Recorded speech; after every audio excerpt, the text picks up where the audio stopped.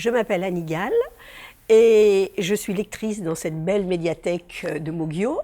Et je vais vous présenter un livre qui s'appelle La Maison au chocolat, dont l'auteur est un jeune espagnol qui s'appelle Claudio Cerdan, qui est écrivain et scénariste. Ce livre a été traduit de l'espagnol en français par Esther Morino et la maison d'édition est Sol y Lune.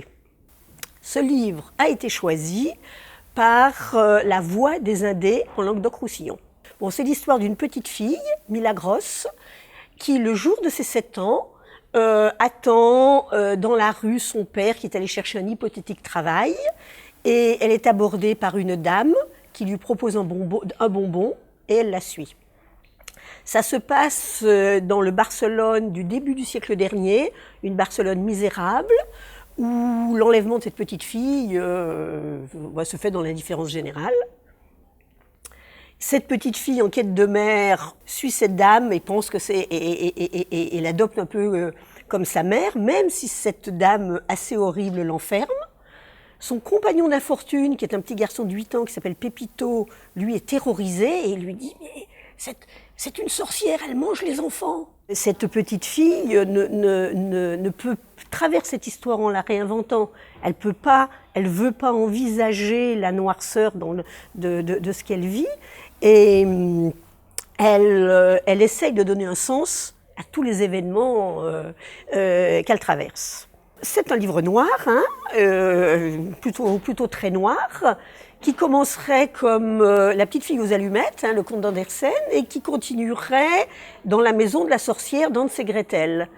Et je pense que le titre de ce livre, La maison au chocolat, est un clin d'œil à ce conte. Alors la lecture de ce roman serait difficile, peut-être insoutenable, s'il n'était porté par une écriture sans pathos, légère, décalée, plus naïve, car l'auteur a eu la bonne idée d'écrire ce livre du point de vue de la petite fille, de la petite héroïne Milagros. Cette mise à distance de l'histoire, grâce à l'écriture, et puis le fait que le lecteur est épargné de tous les détails un peu trop crus, un peu sordides, fait que la lecture de ce livre est passionnante, haletante.